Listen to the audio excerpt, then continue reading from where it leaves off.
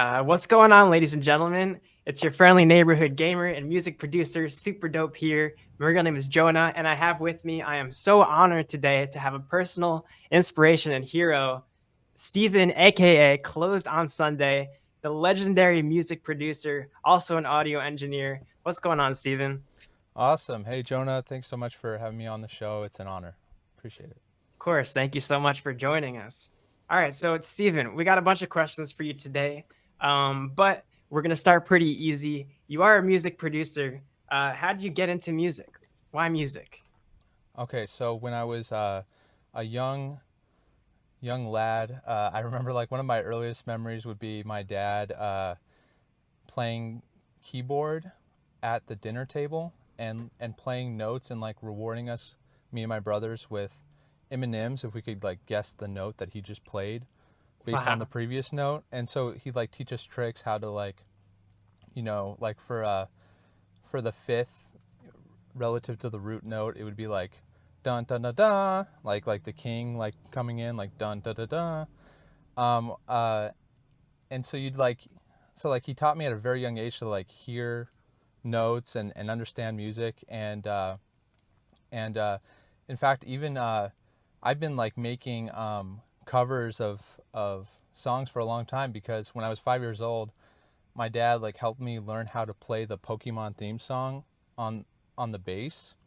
So like when I say he helped me learn how to play it, it's like it was just like playing the E string like dong dong dong over and over again and like singing the Pokemon song over that.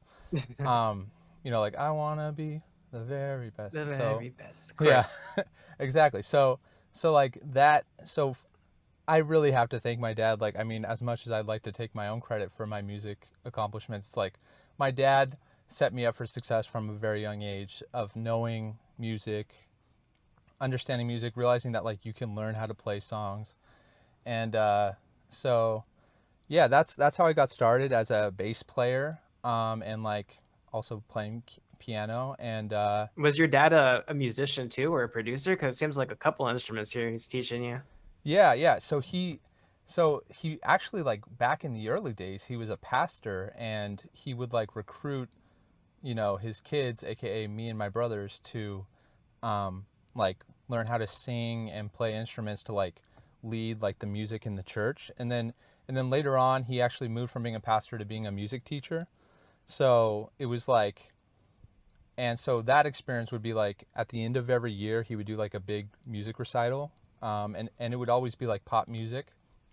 And it was kind of like me and my brother's job, along with like his most talented music students, to be like the headlining act for the music recital. So to like basically put together a band and like rearrange songs. Like it would always be like covers. So like it's kind of like it's like a thread now to what I do now, because it's always like hearing the original song, arranging it in a way that everyone can play it and that it sounds good, and making it like a good performance. So that, I mean, from an early age, I had all this like access to music, and all this practice, and I won't pretend like I was like always cooperative. Like in fact, I was like very rebellious sometimes, and I'd be mad and like not wanting to play. Like I remember for like a talent show, and when I was in second grade, I like went up for the dress rehearsal for the judges for the talent show, and I like chickened out when I saw everyone. I just ran away, like ran off stage. So it's like it is really thanks to my dad that like he helped encourage me to keep going with music. And so as I became an adult, I always had those musical skills in my back pocket. So I've shared with you how I was an audio engineer before I did Closed on Sundays, and Right. anytime like the way I got audio jobs was on this website called Upwork, and you would just like look for the job postings that pop up and apply for them and say I can do them for X number of dollars. Um, the music ability was always like something I could pull out to help someone, because like they would say like, hey, I need you to mix my song, but while I'm mixing the song, I notice, hey, like you could actually like rearrange the song a little bit and it would sound better, and you can add a little instrument here. So like the music ability has always been there thanks to my dad. So yeah, Was that always the dream to kind of just go towards that music career? that's yes, definitely. Okay, so like and at the end of high school, I really, really wanted to be like famous as a musician. And you can actually like you can find me like who I was as an artist when I was 18 years old, and I'm 29 now. Um, you can find me by looking up the words "Love Escapes Me," so it's like another three-letter artist name. And actually, it was me and my friend were like a duo, and we made like dubstep music, but like we would Dope. like sing over the dubstep music. So it was kind of like Okay. almost like pop punk music mixed with dubstep music. It's What an year was interesting. this? Was that when So this is dubstep like was like 2012. massive? This Okay, is like yeah, 2012. definitely. Yeah, The height of dubstep. Yeah. yeah. And my wife will still play some of my old songs for like my kids, and then I'll like hear them singing the songs. It's like so fun to hear, because it's like these are songs I made like 10 plus years ago. Honestly, like one of my big regrets is that I kind of like let up on that and didn't like pursue it as much as I could. Like I kind of got stuck in like I wasn't consistent enough with putting out new music, and then like as I became an adult, it was like I focused maybe too much on just like trying to make money, and I mean part of that was needed because like I needed to like grow up and make money, but it's like I wish I would have still made more music more and more consistently as you know as my former artist that I was. It was really a long break from that time of the 2012 era to really late 2019, early 2020 when I finally did Closed on Sunday stuff. Like that was like kind of like a huge like I guess that's like 8 years or 7 or 8 year break of like putting out music as an artist. In that Right. medium time, it was like a lot of like being an audio engineer and helping other people, which is great too. But like I really um, I often ask myself like what would my life have been like if I would have been more consistent as my as an artist the first time. And that was always in the back of my mind this second time of like don't let it fizzle out, keep going, like put out music consistently. So yeah. It seems like you still had the drive to continue like creating. So when did the transition happen from like the dubstep to lo-fi? So okay, that's a good question. So like during that like break that I talked about where it's like I was an audio engineer, I think around that time was where my musical I was kind of like I was always kind of like writing songs and recording them on my phone and stuff, um and I think I first heard like the first lo-fi song I heard was probably like an XXS Tentacion song, like Jocelyn Flores or something, like the beat that's in the background, is kind of like a lo-fi beat.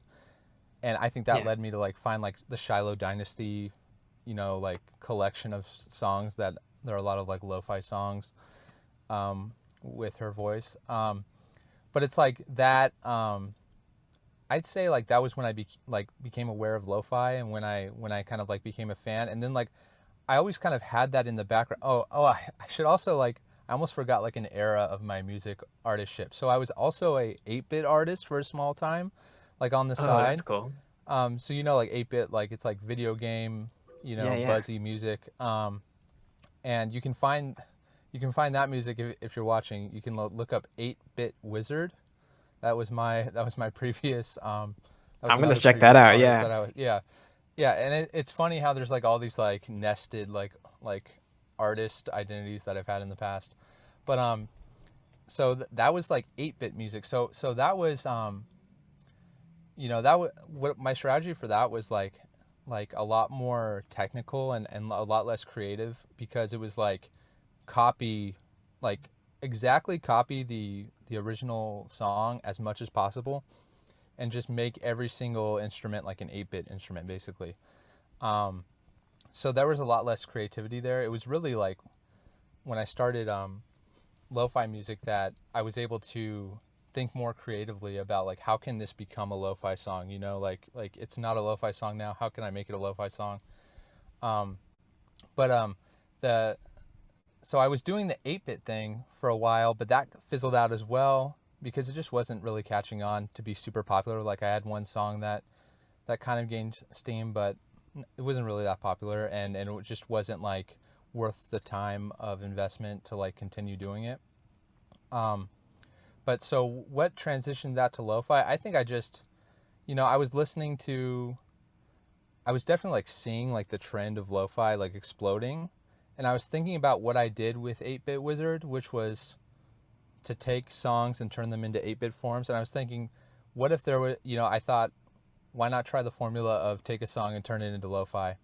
And so my brother Phil and I were hanging out in late November 2019, and we were talking about like, we were kind of discussing, hey, we should team up and do something together. And we tried to make a game that failed. We didn't, that like lasted one day. We gave up as soon as we like opened up the software and didn't know what to do. And then we tried making an anime, and that also ended up failing because we couldn't draw. I don't know Are why you we an thought we could artist? make an anime. Okay. I know, Yeah. yeah, we couldn't really draw. We thought we could learn how to draw. We thought, there were like digital Sure. tools that could help us, but that's a very hard skill to learn. And Animation's tough, yeah. but like I said, like we both have a music background. Phil, he's my youngest brother. He's 6 years younger than me. He has that same like training that I had, if not even slightly more. Um, so we both had like huge music backgrounds. So we were like, let's try this idea of like turning songs into lo-fi.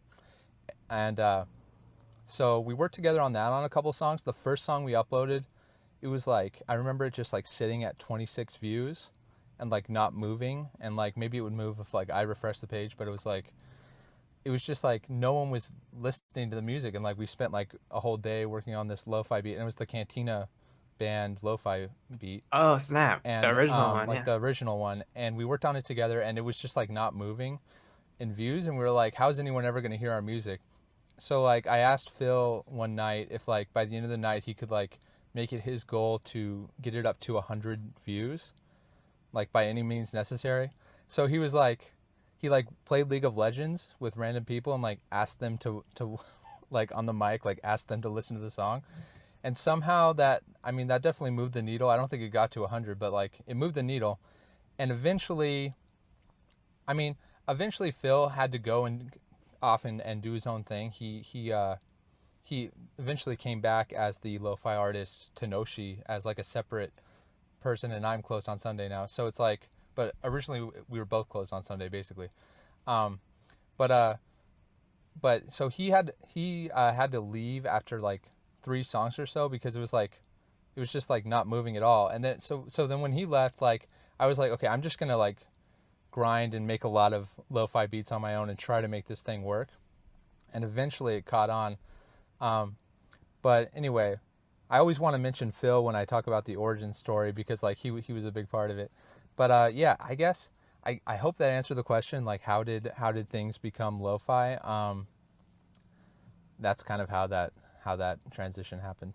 Yeah, for sure. Also, that's cool that I never knew you were into 8-bit also. There's a lot of tie-in Yeah, between 8-bit and lo-fi with the low fidelity sound and the old school definitely. vibe. Yeah, that's really cool. Also, that Cantina song has like millions of views now, so you made it, you Yeah, did it.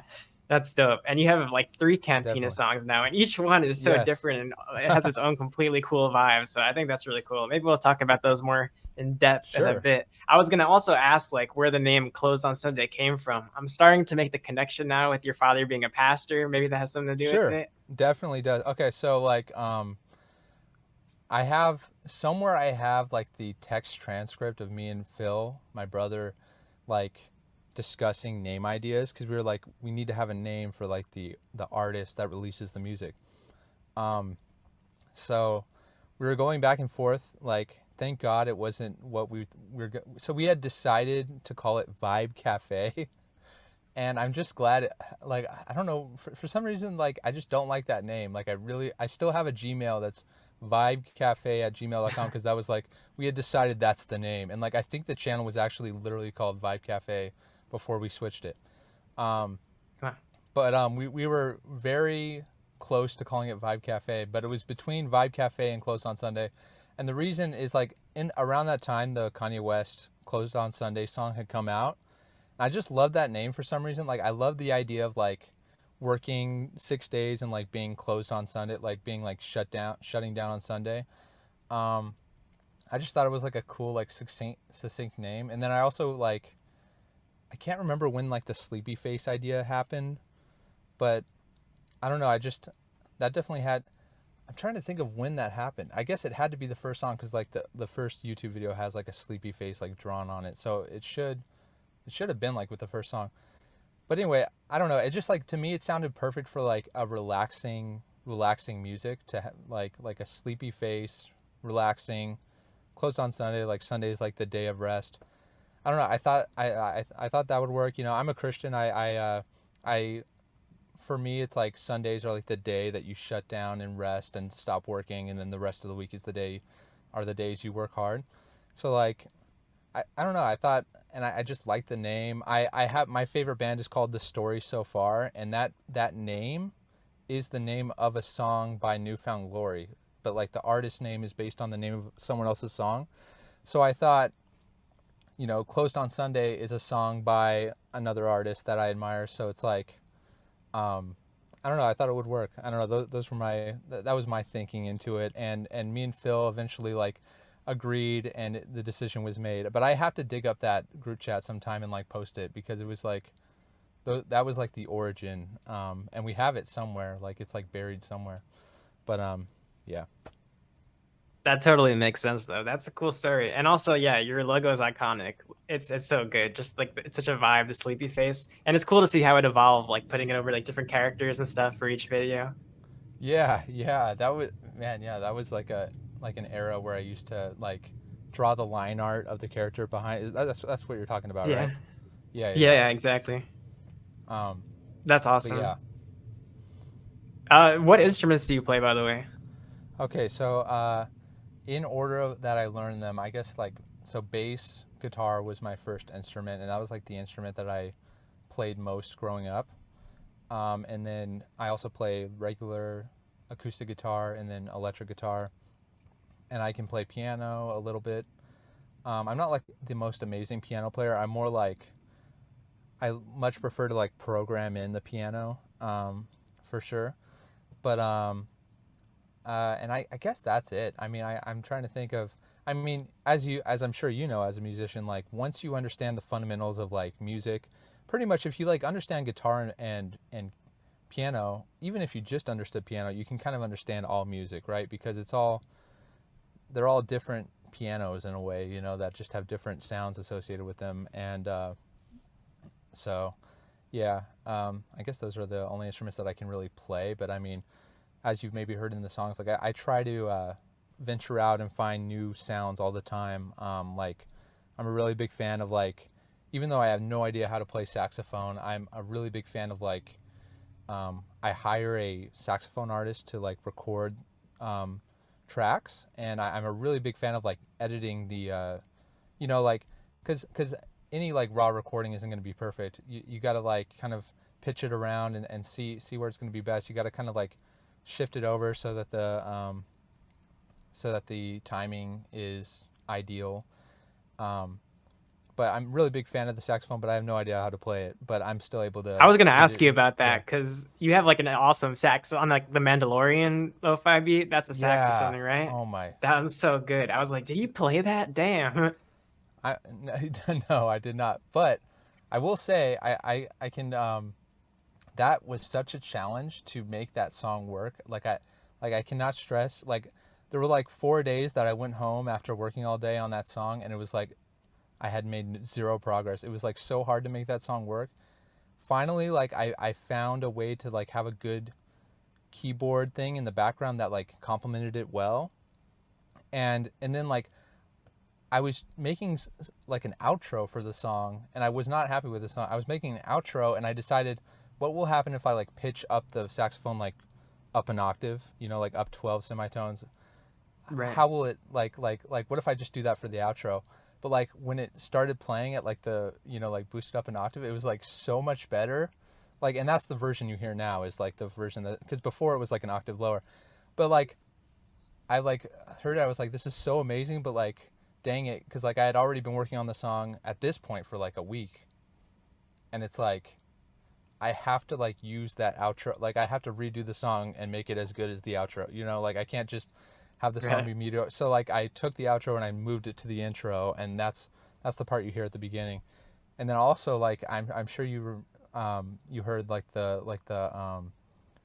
the voice artist who says like, this is the way at the This beginning. is the way. Yeah. Um, and uh, and so like I had seen the Mandalorian season 2 trailer, and I hired like a voice artist who was able to like mimic that voice like so I good. thought you pulled that from the show. It sounds exactly like her. I It sounds amazing. It sounds amazing, but I can show you the voice lines. It's like she like this voice artist. Her name's Alex.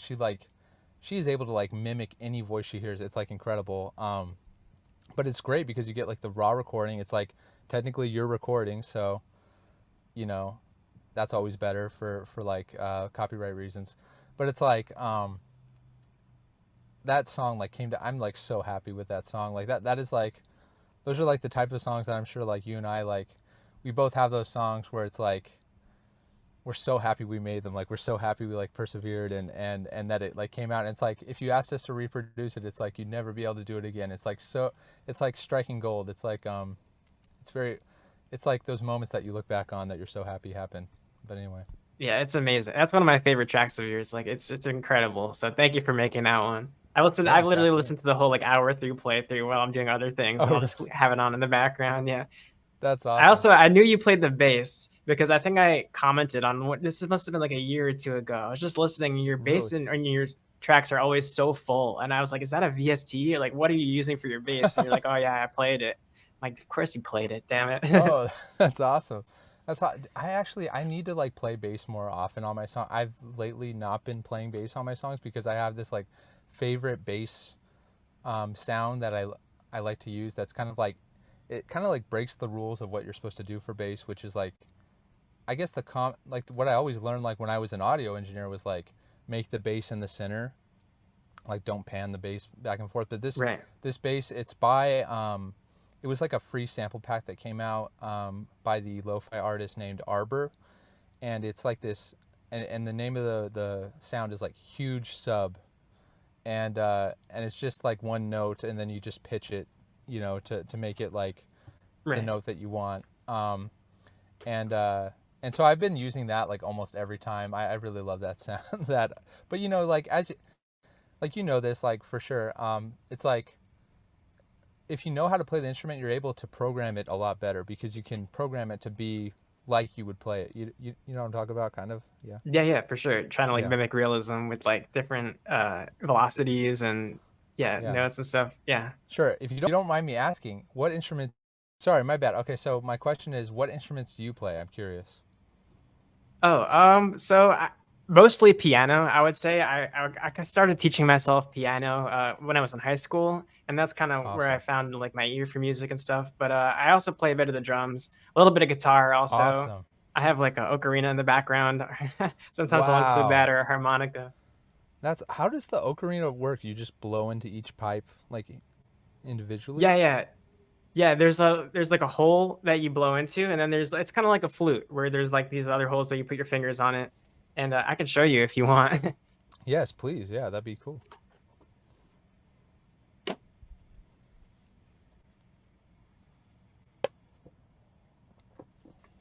I think you actually just came out with the Zelda remix, right? Yes, I With the did. Ocarina of Time right here. That yeah, that is awesome. You just blow That is through so here cool. and then like that. Oh, I have to get one of those. Have you used it in a song yet? The ocarina, no, but I use my harmonica. Sometimes I'll just play it into my mic and I'll That's record that. awesome. That is so I cool. gotta add the ocarina though. Yeah. Yeah. I mean, it's like always great when you can kind of like discover like a new like instrument and like just in terms of like it's almost like discovering a new color to paint with like figuring out like a good sound, especially for the lead, is like always the hardest part in my opinion. But I was kind of like looking at my songs lately, and I was like, I realized something that like if you just go down like my top songs in order, it's like piano song, piano song, piano song, piano song, piano song, piano song. I was like, wait, like, do I really need to like explore different instruments if like the piano works so well? Well, I guess like my That's number one true. song technically isn't piano. It's like more of like a flute thing. It's the Animal Crossing song. It's like my number one song. But anyway, Yeah, what did but you it's was like a that a VST instrument? I mean, I have a lot of technical questions we can ask you at the yeah, end because as a sure, music producer, like I gotta know a bit of the secret sauce and the ingredients. But yeah, yeah, go that ahead. it. I forgot. I'm pretty sure it's the Mellotron flute preset from a VST called Omnisphere. Have you heard of I Omnisphere? love Omnisphere. Yeah, of Uh, course. I use it in all my productions. At least somewhere Omnisphere is in there. I love it too, and I paid a lot for it, and it's like for some It's reason expensive, yeah. when I got my new Mac, it's like it just didn't install. Like it's like not been working. I Oof. haven't like taken the time to figure out how to. So like I haven't had Omnisphere for like Omnisphere 2, right? The second one? yeah, Omnisphere too, and I have like the whatever it's called, like Keyscape is like it's like Right. a pack or like an extension of that. Yep. Um, but Yeah, by the way, is my mic like cutting out at all? I'm curious. No, no, Like does it like you're back. ruffle It's around? good. Okay, I'm good. Okay. So yeah, Omnisphere is like that was like I've used that for so many um oh no. Now I've lost you. Are you back? Can you hear me? I can see you and hear Okay, we're you. good. We're good. Um Fantastic. okay. So like I need to figure out one of these days how to get Omnisphere back because for some reason in my like when I got my new Mac like it didn't install. But anyway, it's called like mono flute or something is like the preset, and it's like a mellotron, which is like a really vintage synthesizer bit. Well, kind of, yeah, like where it just plays a recording of a flute basically at different pitches, and yeah, that's the lead sound. Nice. Let's put a bunch of filters on top of that. Yeah, Yeah, it sounds yeah, great. yeah. All right. So Before we get into more technical questions, because I got a few for you. sure, Tell me about your hobbies and stuff that you do other than music. sure. Okay. The thing I spend the most time doing that isn't music is I'm working on this game called Pow Vista. It's like a skateboarding game that is out on iOS and Android, and I've been working on that for like coming up on 3 years. That was like the big project that I started after Closed on Sunday became successful because I was like, I have all these resources from like the streams coming in, like, and I've always wanted to make a video game ever since I was a little kid. So like, and I mentioned That's how so like I cool, tried, man. yeah, I mentioned how I tried to make a video game with my brother before Closed on Sunday and how I like gave up right away. But I came back after Closed on Sunday was pretty successful. And yeah, it's like this skateboarding game. It's really like not Yeah, complete. I checked it out. It's like a Uh, social chill yeah, game, skateboarding. Yeah, yeah. that's awesome. It's really Great. cool. Yeah, it's inspired by my favorite game growing up, which was RuneScape. And that was it's Oh, like that a was my first MMO ever. oh Yeah. yeah? Okay. That's Of awesome. course. Yeah, RuneScape. What year I I'm curious, what year did you first start playing RuneScape, if you don't mind me asking? it was we're the same age, right? We're 29. So when I was in Yeah. 5th grade, it was everywhere. Everyone was Yeah. playing RuneScape. Yeah, like Yeah, I found that's out when I everyone really at caught on. school. Yeah, like Yeah, even everyone everyone at at school school. play. Yeah, so I Yep. probably like bumped into you in RuneScape. Like I probably You like probably killed me in saw the wilderness or something. Yeah. killed you in the wildy or like fought with you over like a mining rock or something. Yeah. But but yeah, so that was like the big inspiration because I was like I want to create like something that gives the same experience as RuneScape, but like can be played on mobile, is like a vertical game, has like skateboarding elements because I'm really into skateboarding. Um, I kind of had all these ideas to kind of like mix together. Really like the Pokemon art style of like the Pokemon games growing up that I played. So I tried to incorporate some of that into the game. So yeah, those are like the inspirations, but behind that game. So like that's the thing I spend the most time on. Like that's like another like work project. And then like besides that, you'll like find me like hanging out with my kids. I have 4 kids. So taking them to the park, hanging out with them, playing video games with them. I That's even so chill. play Are you getting your Pow kids Vista with into them. music too? Yes. I actually like. M&M's for figuring out the Oh, note like your I dad. actually was just giving M&Ms to my son today, but like it was for like this math game to like teach him math. But it's that same idea of like like give him one M&M Yeah. at a time, like as rewards. Um, but yeah, I need to do that exact same thing that my dad did with the piano at the dinner table. But we like just broke out the piano yesterday, and my daughter like recorded a song on there and like figured out how to do it by herself, which I was like really proud of her. She's 7 years old. Wow, Um, that's amazing. and like, and like she was like, "Can you listen to my song?" And I'm like, "Okay, sure." And I like put it on, and I was like, "Wow, this is cool." And it was like had like dynamics. It had like an exciting part. It kind of had like a soft part. It was like Wow. it wasn't like technically correct, because it was like, it was just kind of like random notes, but it still had the idea. The idea was there, of like going low to high, and then like kind of like a quiet part, then a loud part, and but then I was like listening, and I was like, how long has it been? Like, how long is this song? Like, it's been like 3 minutes, and it's not over yet. And like the piano like counts measures to tell you how long the song is. So I was like maybe like 50 measures in, and my daughter Ada says it's 200 200 measures long, and I'm and I'm like, what? And then I'm like, have you even listened It's a to this song? symphony. Yeah. And I asked her like, have you even listened to the song? And she's like, well, not the whole thing. And then she was like, well, I listened to it while I played it.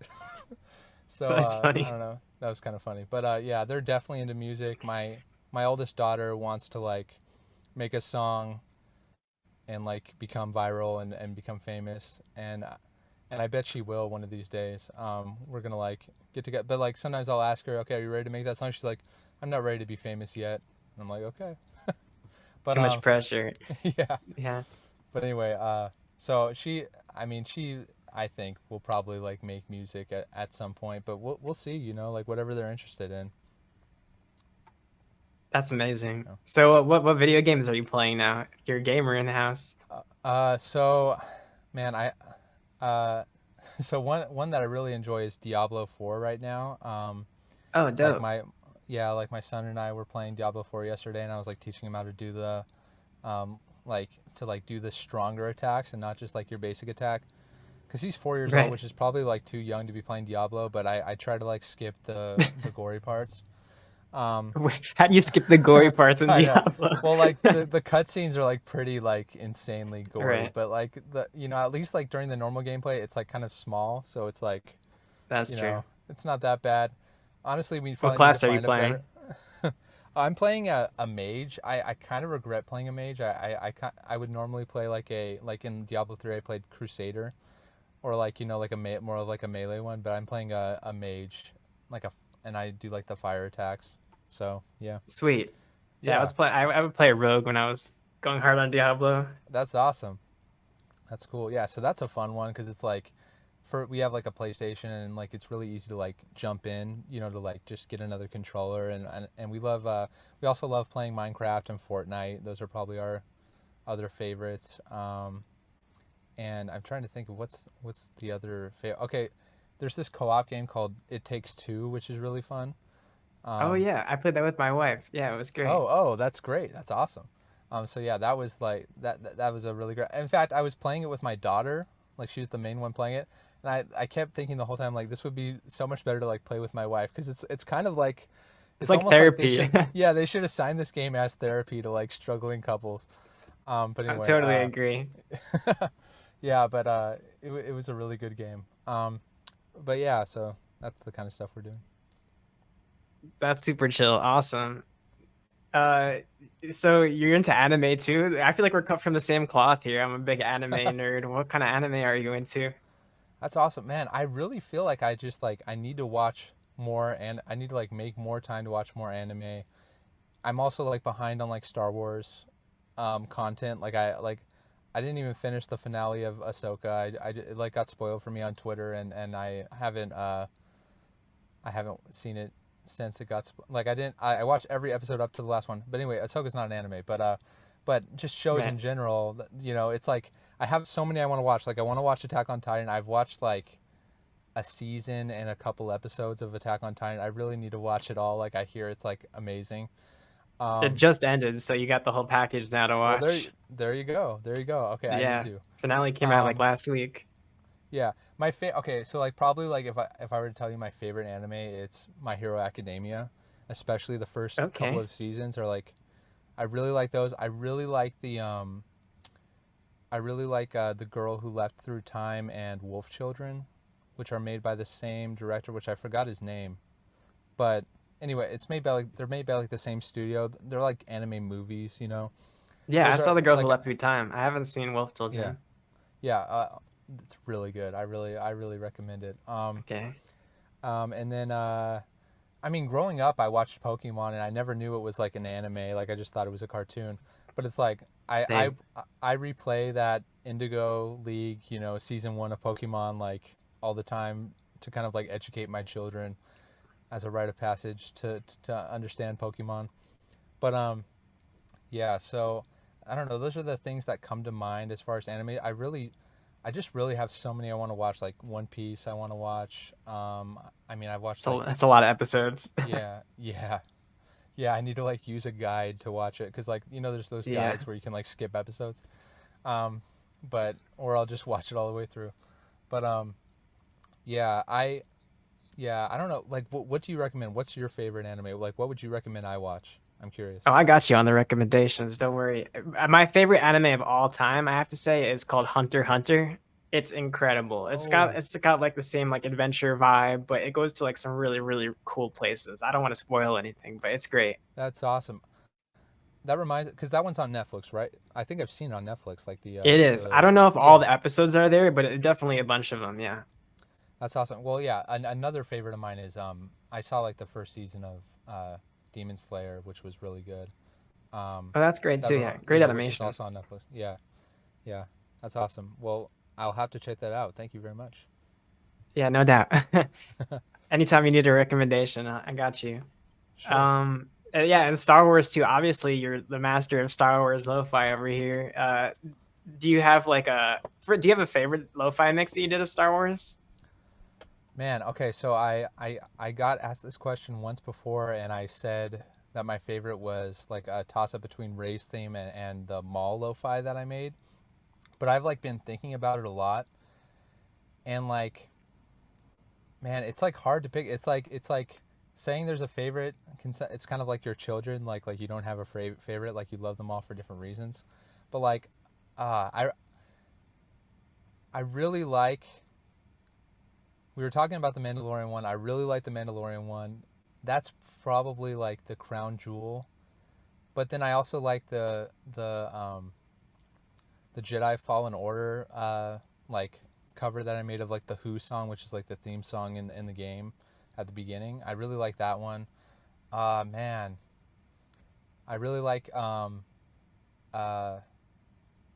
man, it's hard to like I almost like regret like saying that my favorite was a toss up between Race theme and Maul because I really do like I like a lot of them. I do have some that I kind of like am like wish I would have done better like Imperial March theme that I made the first one.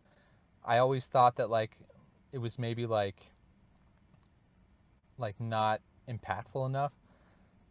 But that's kind of like spinning the question negative by like saying which one I don't like. But I mean, I like a lot of them. I would have to choose Mandalorian because we were just talking about it, and I think that that one was one where it was like it took the the end result from like when I was able to finally export the final song from when I started with just the recording of the saxophone was like 2 weeks of just like a bad day every single day because I would come home thinking like I failed because I haven't finished my song.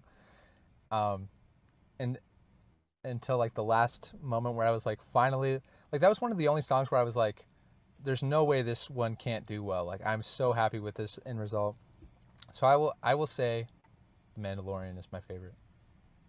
All right, then. Updated favorite. I like it. Yeah.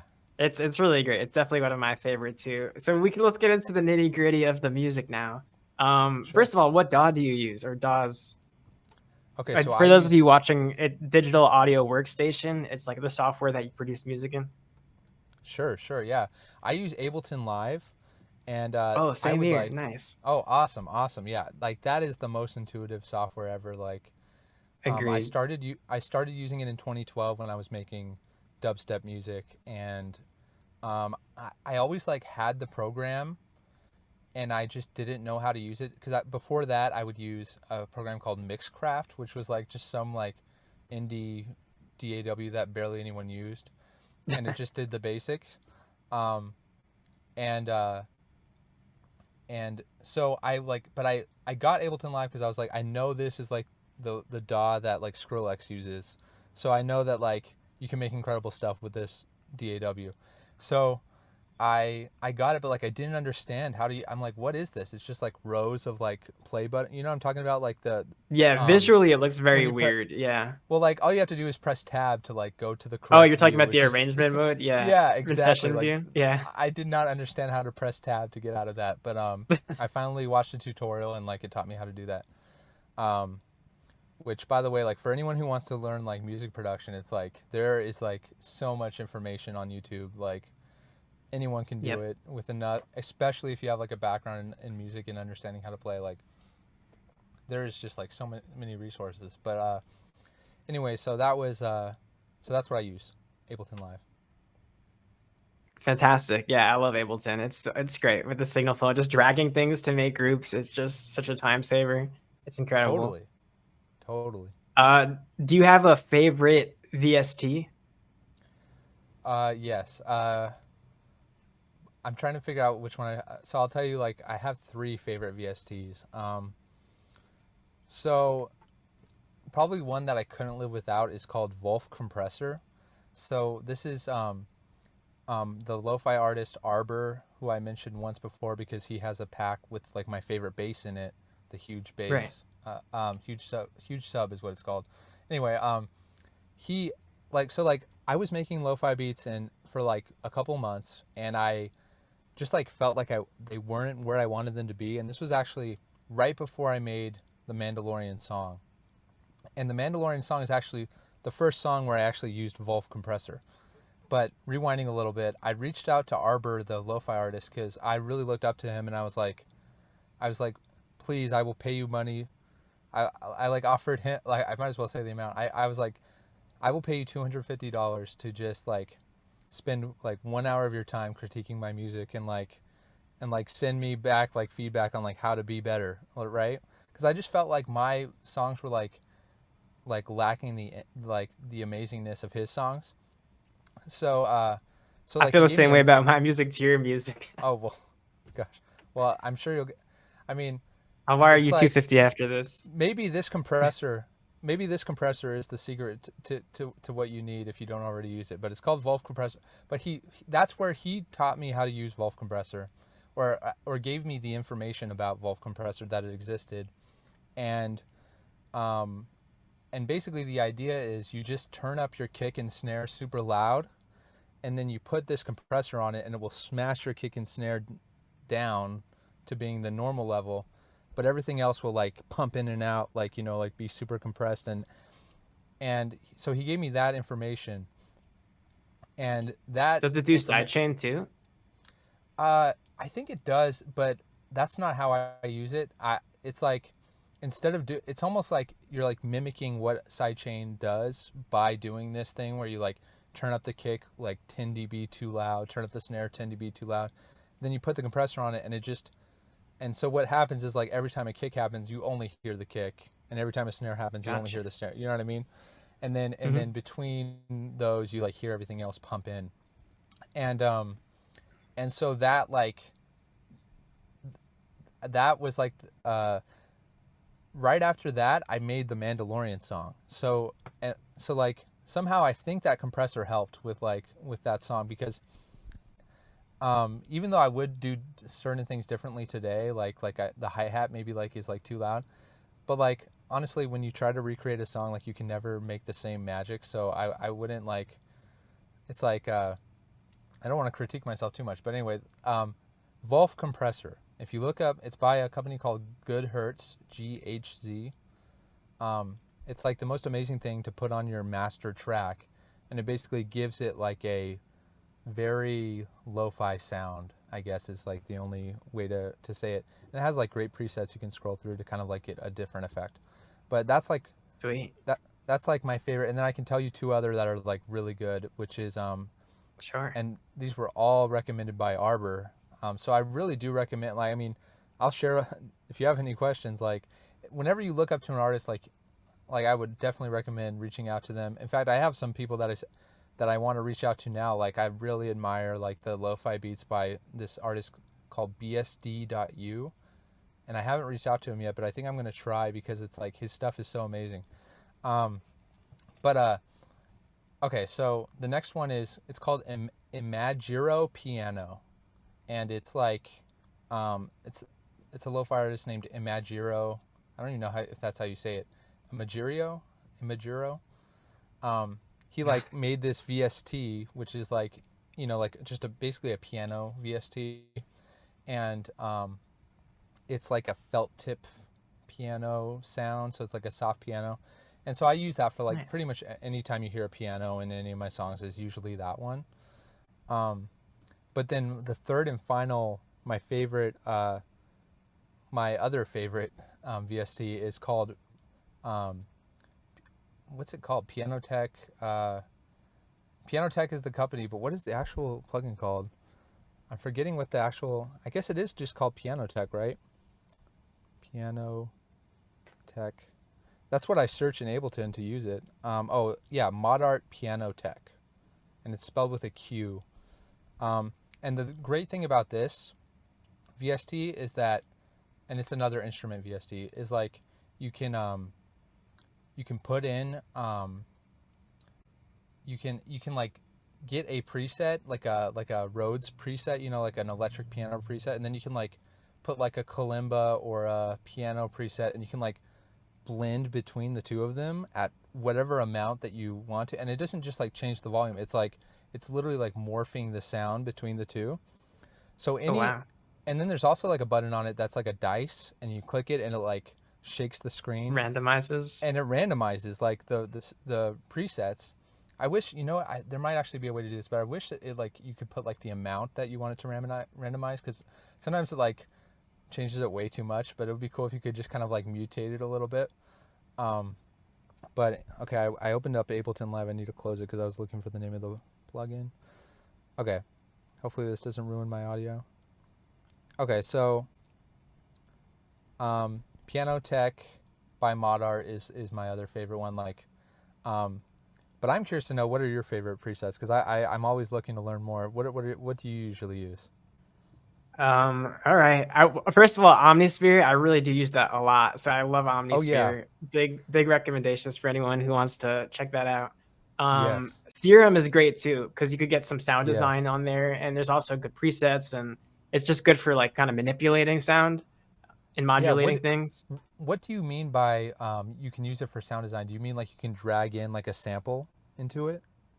Yeah, you can drag on this in the sample. There's all these like modulations that you can do. You can there's sound tables that you can literally just like manipulate and automate, and there's like a lot of like I need to customization learn in how there to. that you can do.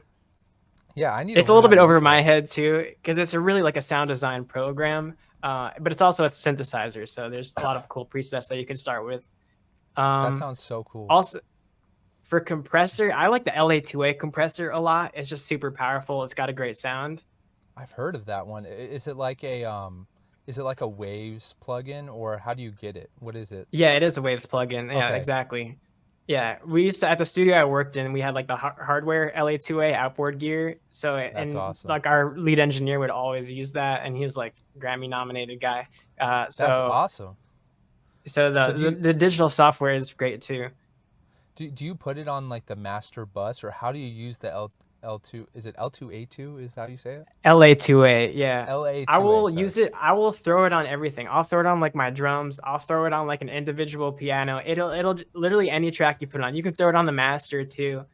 It's just like got a really powerful and clean sound to it. So it'll just make anything louder, but just like throw in like some great harmonics and make it just keep it That clean is and not like awesome. crunched. I really feel like And then my favorite I need that.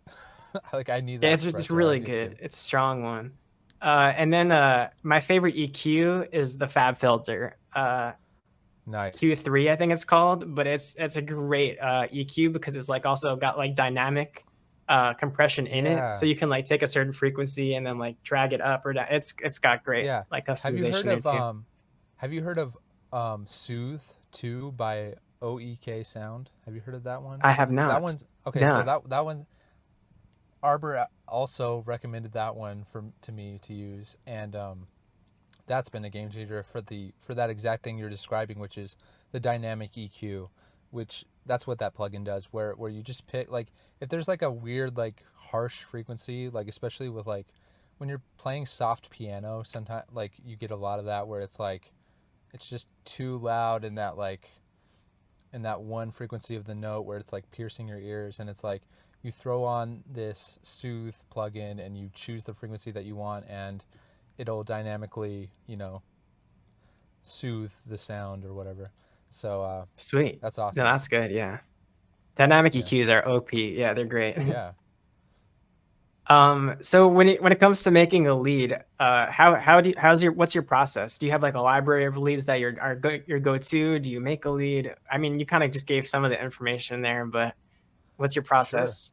Okay, so I have, like, basically I would split it into two processes. So like one process would be I hire a musician to record the lead, and that's a pretty good route. I will say though that, like, sometimes the lead will come back and like it just won't be working for some reason. Like it just won't, like, the recording just doesn't work for one reason or another. Like I'm thinking of specific examples where, like, it just sounds funny, or the dynamics are wrong, or because like, once it's a recording, it's kind of hard to, like, fundamentally change it too much. You can, like, pitch it up and Right. down.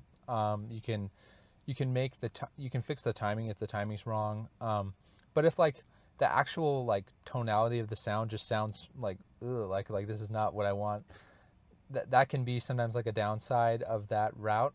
But I have one artist named Dima that I work with that is, like, he's the guy who did the Mandalorian saxophone, and he's, like, incredible, and he basically knocks it out of the park every time. But that's one route, where I start for lead, and then the way I process that is I usually I, like, put an EQ on it and just kind of, like, roll off the high end, and then I, like, put some reverb on it just to make it sound a little more, like, in the room with you versus, like, just like a dry recording of a saxophone. And I'll also put on Erosion. Are you familiar with Erosion, the plugin that's, like, built into Ableton? It's like, I've never used that. No. yeah, I totally recommend. I found it, like, on some. I was, like, looking up on a website, like, how do you make, like, a lo-fi uh, keyboard preset, and it recommended using Erosion. And basically, all it does is, like, you put it on noise mode. That's important because the default mode is, like, it's like a sine wave. Okay, it's kind of, like, hard to explain, but, like, the noise mode that you do, it's like basically every time the sound comes in, it comes in with noise, so it kind of, like, helps give it, like, a texture. Anyway, so that's kind of the process that way, with, like, hiring an artist to record the lead. And then the thing with that is, like, it's, like, a lot of, like, editing, because you really want it to, like, not be out of time, and sometimes when you have, like, a live recording, they're like taking breaks between notes to, like, breathe and blow again for the next note, and it's like Mhm. sometimes that doesn't work, so, like, you need to, like, use the warping tools in Ableton, like the complex warp, to, like, extend the note to the end of the measure or whatever you need to do. um so I can actually sometimes, I would say, like, they both take about the same amount of time. Even though I'm getting a recording, it takes about the same amount of time to, like, program in the lead with MIDI versus, like, working with a recording, because you really want to make sure that, like, you can't just, like, throw the recording in. You have to, like, do a lot of warping, and then, like, sometimes you got to try different keys and different pitches up and down. Um, okay, and then now now when it comes to, like, having, like, a MIDI lead, like, whether it's, like, piano or maybe, like, a flute synth sound, or what I like to do, what I've been doing recently a lot, is, like, taking a recording that I already have and kind of, like, repurposing it, like, changing the notes to a new melody. That can actually be sometimes the most time consuming. But okay, I'm going to say this, which is, I, like, very often make, like, 5 different versions of the song. The first thing I do when I'm making a song is I try to make, like, a 2 to 4 measure portion of the song that sounds good to me, and then, like, from there I'll build the rest of the song. But, like, that's the most time consuming part, is, like, getting that 4 measure part of the song sounding good. You know what I mean? Like, it's the hardest part because like I don't want to like work on a song that I'm not like loving, you know, that isn't unique or doesn't have like a cool sound to it. But yeah, like I love using Imagiro piano that I mentioned for the lead piano. Um, I like using the Piano Tech plugin as well. Um, but yeah, I guess that kind of answers the question. Yeah. Yeah, that's a great answer. I didn't even realize how much like surgery and manipulation you were doing on your recorded leads. That's so interesting. But Yeah. it definitely does show, and it's great. Yeah. Oh, I gotta also mention this. Like something you wouldn't think of is like how often these recordings come in and they're like out of tune. Like you would not expect like, Oh yeah. and like actually listening to it, it doesn't sound out of tune, but like it's just not perfectly tuned to 440 hertz. You know, like it's not Hmm. it's not on like the right frequency shift. And like so like I'll use, have you heard of like, I'm sure you've heard of like Melodyne, which is often Yeah, used right. Of for course. vocal tuning. And so I'll very Hmm. often pull the recordings in. That's a big one, to make sure like the recordings are in tune, because sometimes when it's like off by just a little bit, you don't know that it's out of like it doesn't sound, you don't realize it's out of tune, you just think it sounds bad. But But then like you I've put your had like MIDI a couple instruments in, and times. then it doesn't blend. Yeah, yeah, and I've had like a couple of times where I'm like just sitting there like, why is it not working? And then I realize, oh, Hmm. what if it's out of tune? And then like I check and it's out of tune, and I'm like, wow. So now I Damn, make yeah. sure to always check like right at the beginning. But yeah. What about your actual like lo-fi noise? Like, because you do such a great job with it, where it's like kind of like dynamic, and it kind of changes depending on the arrangement. Comes in, comes out, it sounds filtered. I don't know if you want to like spill any Thank secrets you. there, but how do you do that? Dude, I'll spill everything, dude. Thank you so much. I'm so glad you noticed that. Like, I'm always worried that that no one will notice, because I asked an artist one time that I this is another artist I really look up to. HM Surf is like a popular lo-fi artist. I like DM them, and this was like at the beginning of Closed on Sunday, and I was like, how do you make the noise in your lo-fi tracks? And he's like, it's just one noise track, and I use it for the whole album. Like it doesn't change at all. It's Right. just like the same. And he's That's like, what it most ties the artists album together. do, but And you and don't. like Yeah. there's obviously like nothing wrong with that. Just for some reason for me, it's like an extra tool in the toolbox to like create impact for the drop. You know, like to have the, Yeah. or like the filter parts. You know, to like you mentioned, like having the pitched like you could have like pitched down noise that kind of sounds like more low pitched, and then you have like pitched up noise for the other parts. But anyways, the way I do that is it's just if you've heard, this is another plugin that I really like, is called RC20. It's like a Okay. plugin Yeah, I heard of that. that has like a ton of different presets, and within that plugin, it has like presets that have noise. So what I did was I just like resampled that noise for like how did I do it? I think I just like froze a track and flattened the track to like get like the audio clips, because you know you don't want to have like a plugin that's like just constantly creating noise while you're like working and pausing, and there's like noise. Yeah. So so I just have like the audio tracks of it, and I just have like a folder full of different versions of it that are like different presets in that plugin. And I'll just drag those in, and then sometimes I use Splice a lot, which is, you know, like it's like a search engine where you can Yeah. buy Yeah. I've sounds. got a And sub to so that too. Yeah. yeah, yeah, yeah. So I like, I've used that too, where you just look up, you know, vinyl popping or whatever. But I really do go back to this folder a lot, the RC20, um, these vinyl slash tape noise sounds that are from the RC20 plugin that I like extracted from that plugin. Um, so so those are kind of like the two methods I use. But yeah, I do like make sure to like, you know, make it I try to make it interesting. I think it's like it can be a really valuable tool to like make to do fun little transitions and things, you know, yeah, so that's what I do. That's awesome. Yeah. What I've been doing is you know, like I'm sure you've heard of isotope vinyl. Yeah, I have. For some reason, like I downloaded it, it didn't run on my computer. It's like the same thing with Really? Omnisphere. Like it Oh just didn't man, work, it's such a because great tool everyone too. says that's the tool that you should use for like everyone said. So like It I makes need to everything like, sound lo-fi, yeah. oh man, I really feel like I've been missing out on that plugin from the beginning. I And can't believe you haven't used that plugin. It's isn't it free, like yeah. free? Yeah, it's like It's free, free. and I haven't been using it. Yeah. So for some reason, it didn't work for like the only way I could get it to work was on like in like Isotope RX. Are you familiar with RX? So it's like, That's like like a the separate noise program. editor. Yeah. Yeah, I used to use that a lot when I was an audio engineer.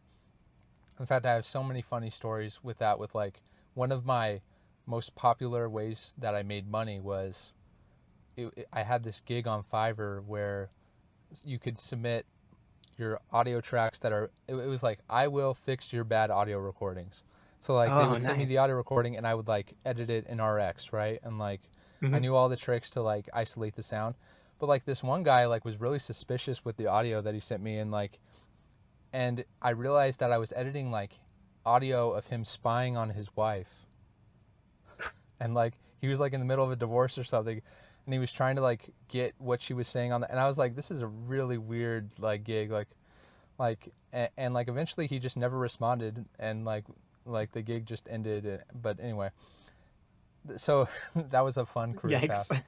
I was like a spy, I guess like a spy audio editor. But anyway, I probably should have not done that job. But anyway, so then okay, what else? So RX is like that separate program. I still use it to this day to Hmm. like set the loudness of the song at the end. You know, when you export it, and it's like you want it to be that -14 lufs, at least on my end. Right. That's what I do every time is like the -14 loudness.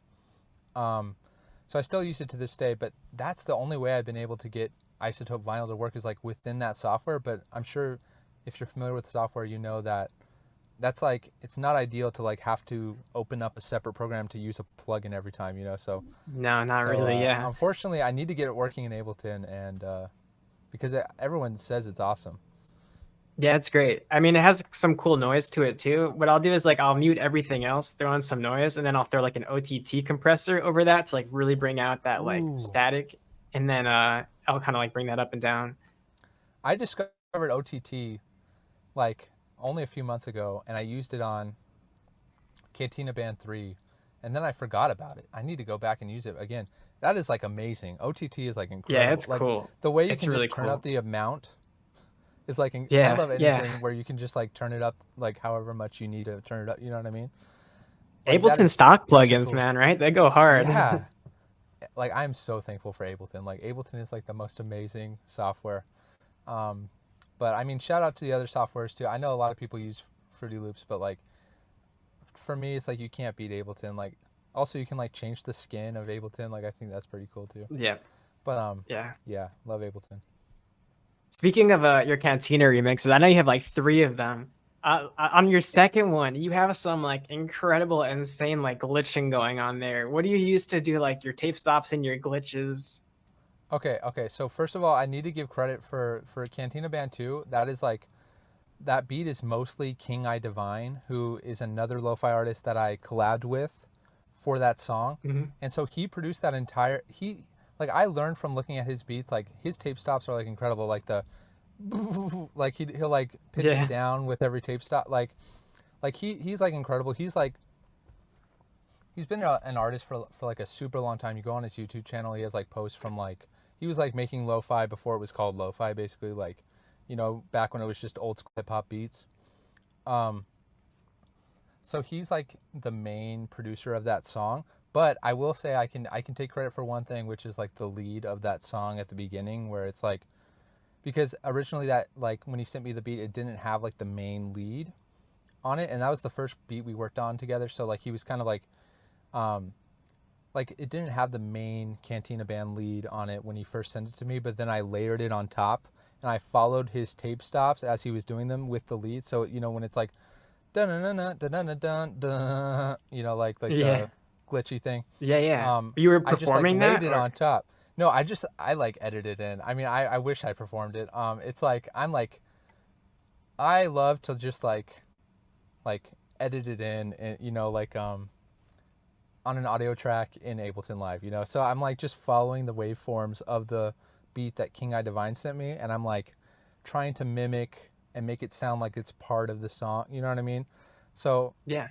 so so that's how I do my like the quote unquote tape stops. And so for every song, my process is like I export a version of it that has no tape stops in it, which, by the way, tape stop is a great name for it.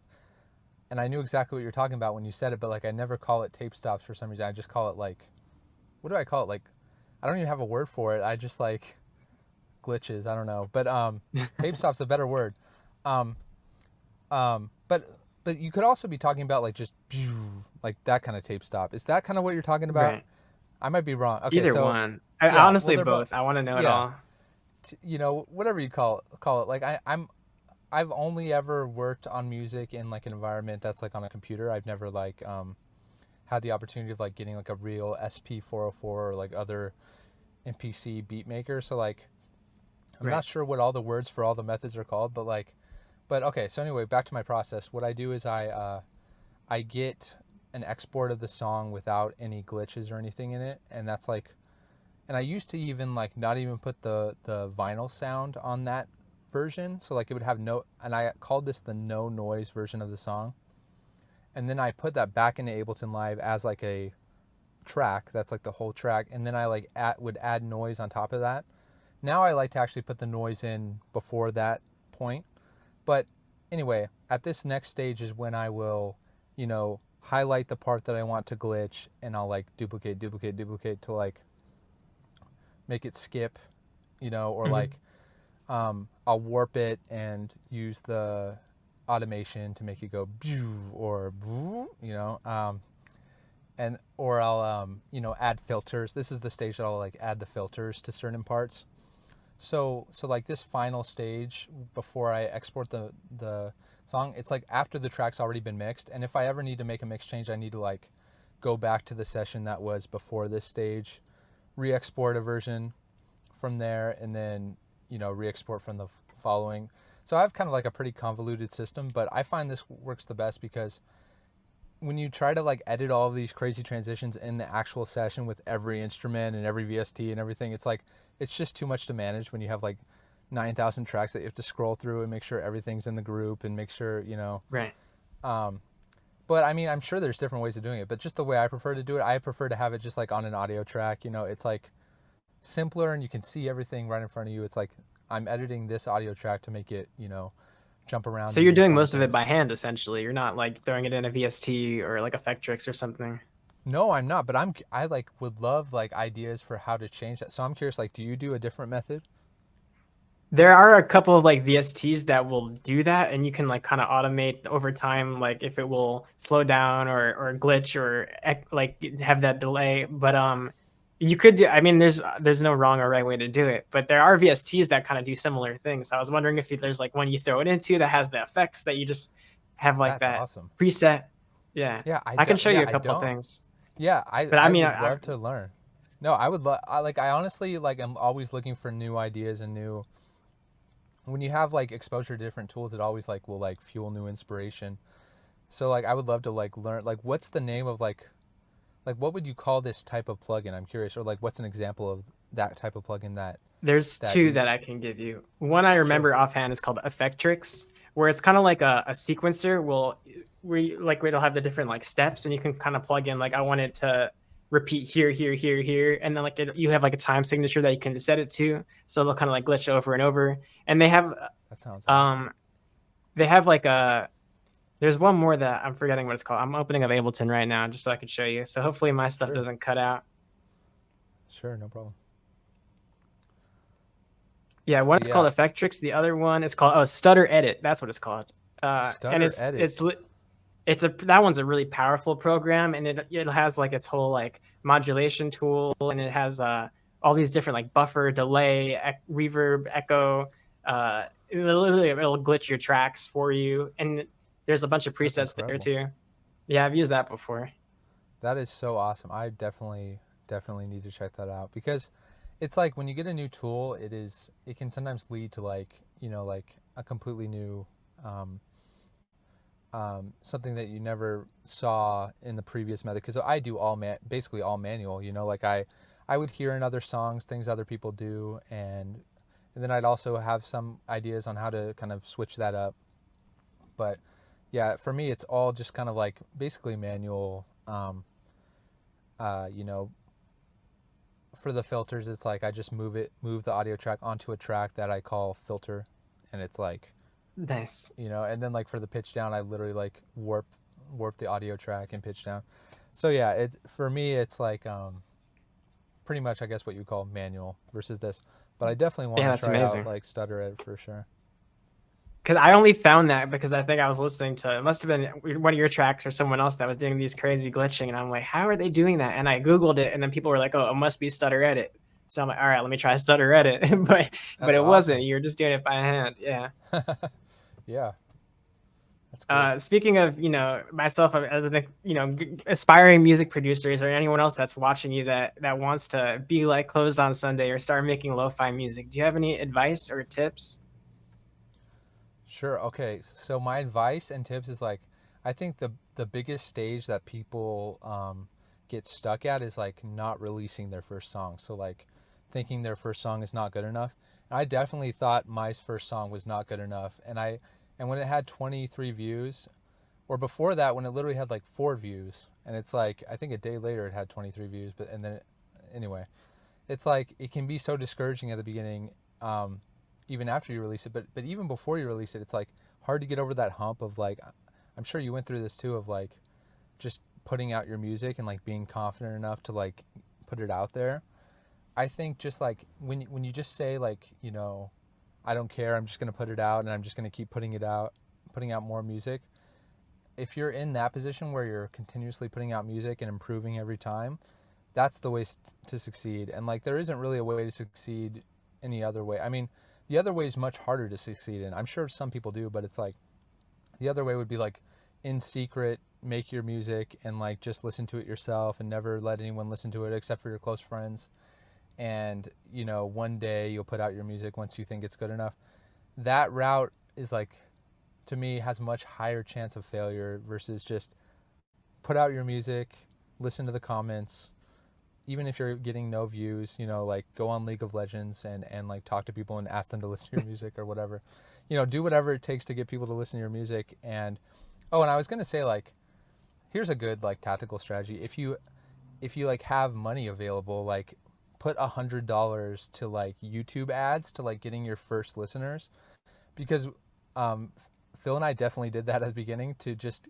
That's how like we got like our first people to come and at least look at the channel, and like all the comments were like best ad ever, because it's like like it's not really an ad, it's like they would just like be forced to watch our YouTube video before they're watching whatever they're watching.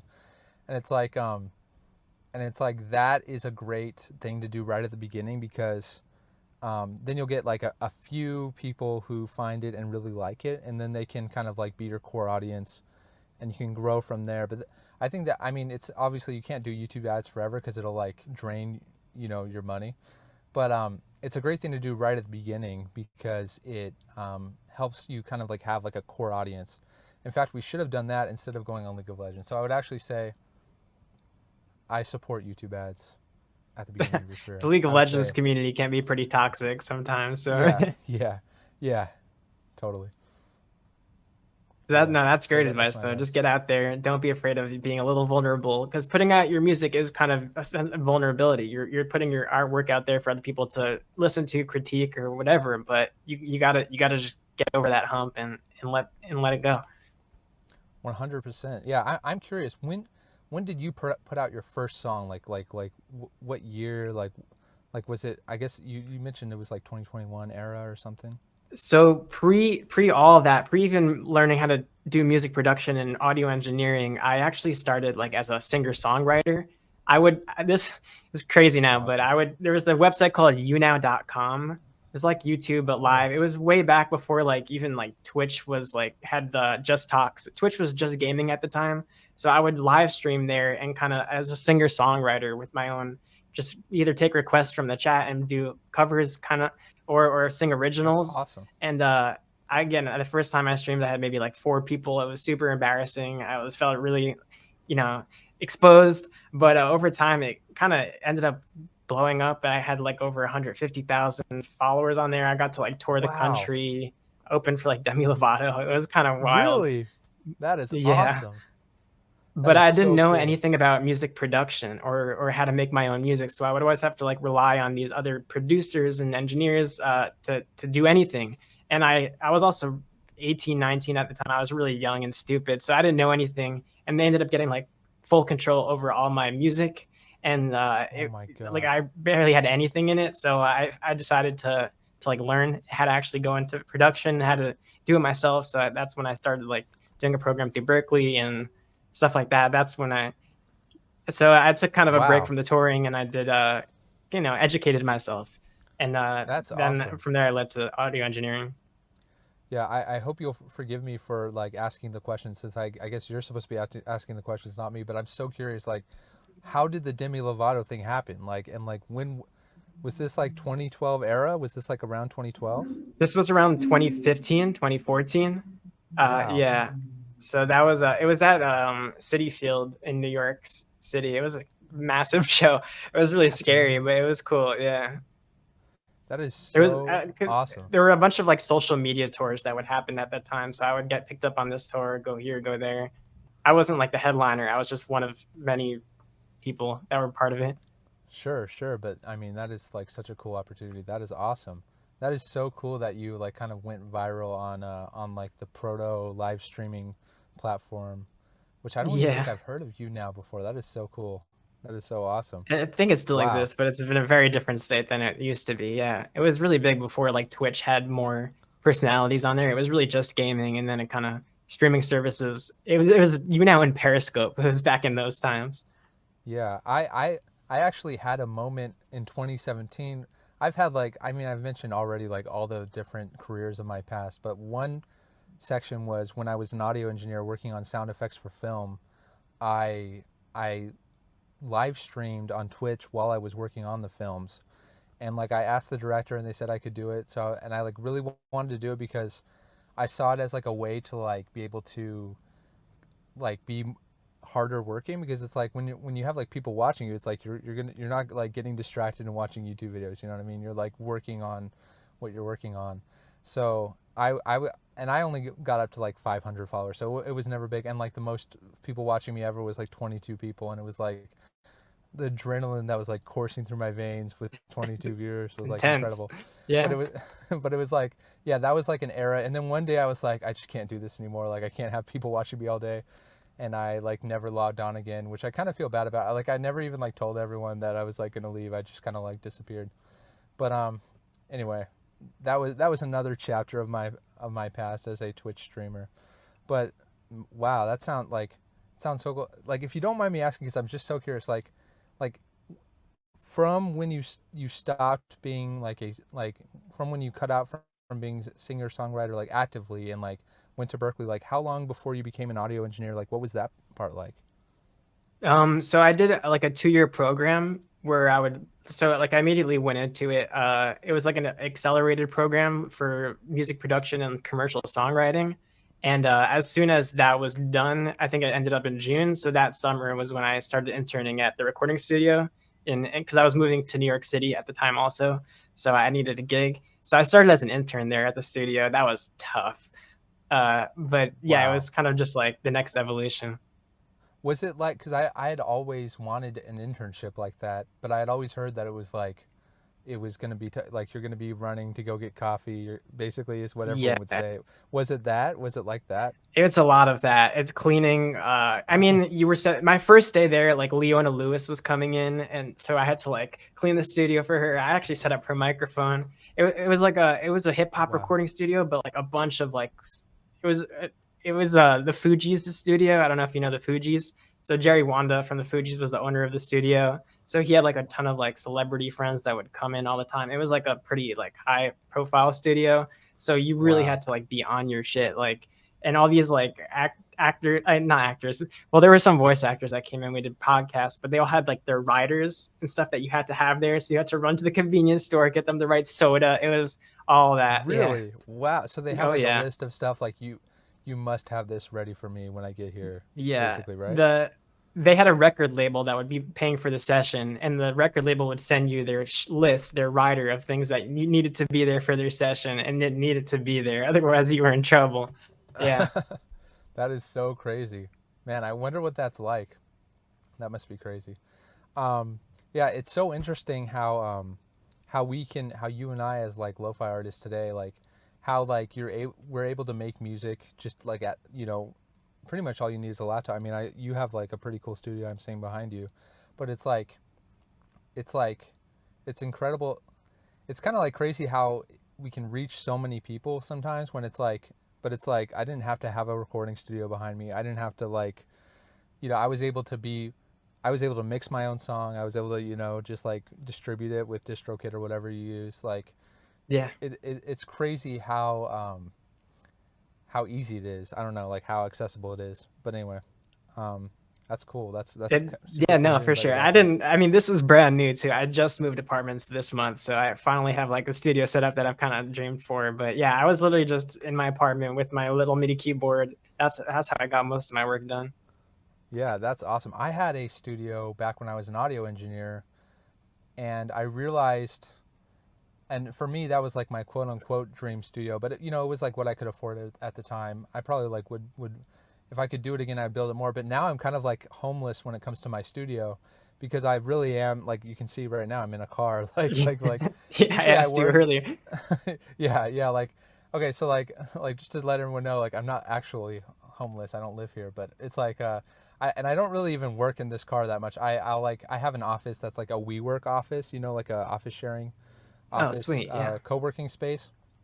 Hmm. And it's like um I'll like find like a little like booth to go and work in, and basically hope that like no one's like disturbing me, and like it's like all you need is like a computer and your headphones.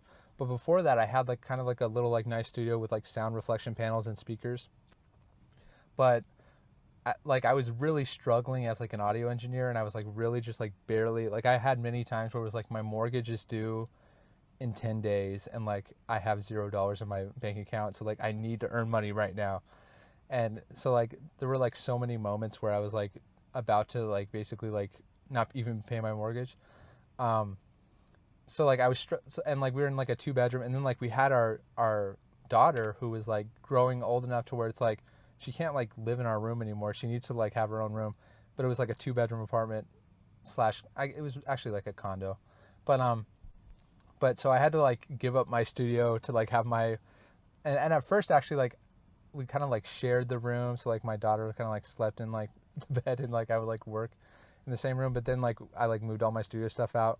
But like I realized that like actually like you don't really need the big cumbersome studio. And actually when you have a laptop, at least for me, when you have the laptop, there's more opportunities. And what I really should have done is had like a studio where you could bring your laptop in or something. Because the other thing was like I had like a big custom PC that I had built, and it would always break on me. But anyway, sorry, that was a long tangent. But No, but thanks anyway, for sharing. I How hope do you I get hope to through get a those studio. times? Like as Sure, like when you were a struggling artist, like worrying about the mortgage, because I'm sure there's so many people that can relate. Because the music industry is tough, and it's tough to sure, make a living and a career out of it. So what drives you, or how do you get through those tough periods? man. How do you get through those tough periods? Okay, so like, uh, man, that's a hard one. Like, really, just like hanging on for dear life and not giving up. Like the worst thing that can happen. So there was a period of my life where I did kind of give up a little bit, where I became like a drop shipper, which is like, for those who don't know, is like it's where you sell stuff on eBay for more than what you can buy it for, and then you buy it for less, and then you ship it directly to their house. Which this was kind of big in like the 2018 era. So this is like, I mean, I've had so many kind of ups and downs in my career, but this was probably like the lowest, where like I became a drop shipper, and then like that stopped working, and then like I had no more audio engineering clients like ready to go. So I was like, I basically had no job.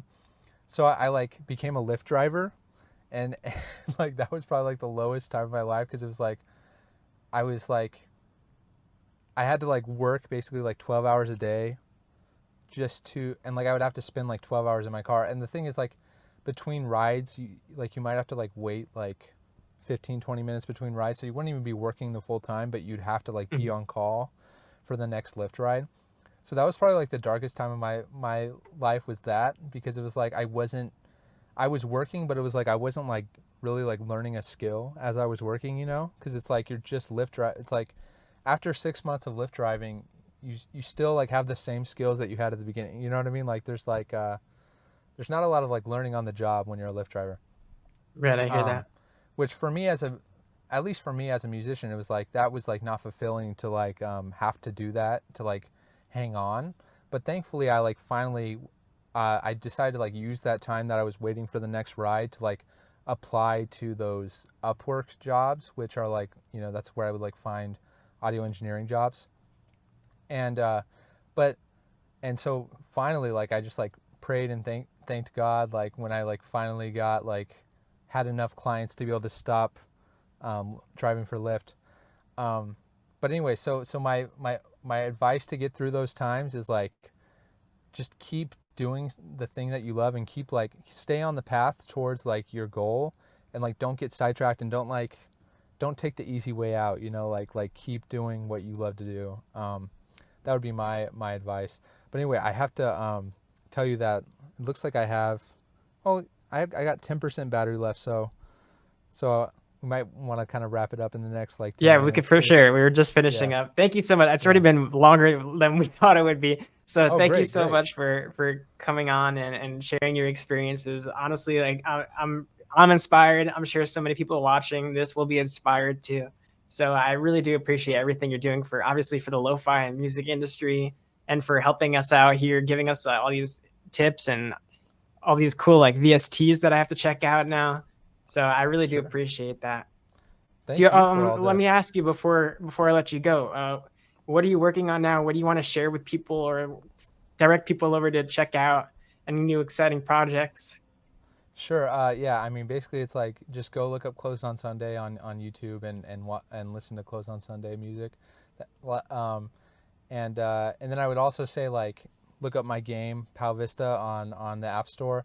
And if anyone like if you DM me on Instagram, I'll always respond. I get like a few messages a day asking if they can use my music for stuff. So I'm always on there like checking to make sure to say, hey, yeah, you can use my music. Yeah, you can use my music.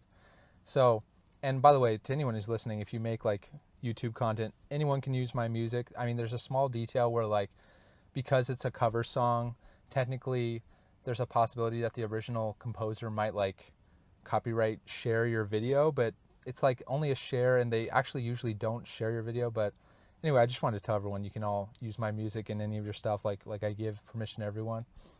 And and yeah, that's all I have to share really for that. But I just want to say thank you so much, Jonas, for having me on the show. Like, I hope we can do this again soon. Like, really appreciate it. That'd be great. Yeah, I really appreciate you again. Like, thank you so much for your time and for all the insights. It's really been a blessing. So I really thanks again. Definitely everyone check out Close on Sunday. His YouTube live streams are up like 24/7, right? So there's always music playing, always other people in the chat that you can hang with, relate with. His Discord always active, so check that out too. And then on Spotify, you're everywhere, right? Your music's everywhere. Yes, yes. Awesome. Yeah. All right. Appreciate you. All right. I'll let you go now, but thank you again so much for your time. And later, All right. everyone. See you in the next one.